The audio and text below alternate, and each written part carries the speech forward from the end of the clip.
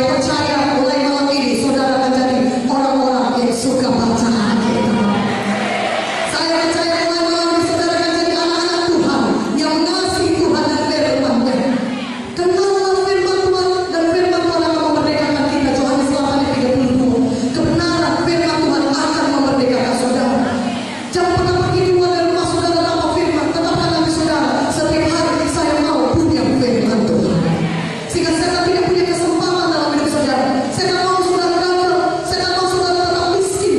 Saya tak mau saudara tetap sakit. Supaya hidup saudara jadi lumpuh, tidak mempermuliakan Tuhan. Saudara sendiri menderita, dan saudara sendiri menderita. Bagaimana mungkin saudara menolong orang lain? Tapi mulai malam ini, semua nasib kita dia berubah oleh kuasa firman Tuhan. Katakan amin. Kita percaya kepada firman, hidup kita berubah oleh kuasa firman. Katakan amin. Haleluya. Itulah sebabnya saudara percaya sepenuhnya kepada firman Tuhan. Angkat tangan kita, katakan saya percaya Tuhan kepada firman-Mu. Firman-Mu tidak pernah gagal. Langit dan bumi bisa berubah, tapi firman-Mu tidak bisa berubah. Firman-Mu memiliki kuasa yang tidak terbatas. Saya percaya kepada firman-Mu. Terima kasih Tuhan Yesus. Dalam nama Yesus saya berdoa. Katakan amin. Amin. Ada seorang pegawai di istana. Anaknya sakit keras dan hampir mati. Firman Tuhan mengatakan, oh, pegawai istana ini tentunya sudah berusaha mengobati anaknya, tetapi tidak ada seorang dokter pun yang bisa menyembuhkan anaknya. Dan anaknya itu hampir mati. Dan ketika dia dengar Yesus ada di kanan di Galilea, dia tinggal di Kapernaum. Dan ketika dengar Yesus di kanan, dia jalan dari Kapernaum. Kapernaum dengan jalan jaraknya kira-kira 40 kilometer, saudara, cukup jauh.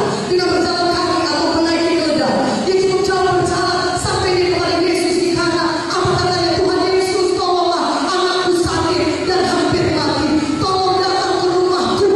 Pergilah Tuhan Yesus ke rumahku supaya anakku bisa sembuh. Tuhan Yesus berkata kepada dia, kalau kau tidak melihat tanda dan mujizat, engkau tidak percaya. Tuhan, tolonglah datang supaya anakku sembuh. Apa kata Yesus kepadanya? Yesus berkata, pergilah, anakmu sembuh. Tuhan Yesus berfirman, pulanglah, pergi, anakmu sembuh. Pegawai istana ini meminta kepada Tuhan supaya Tuhan Yesus datang.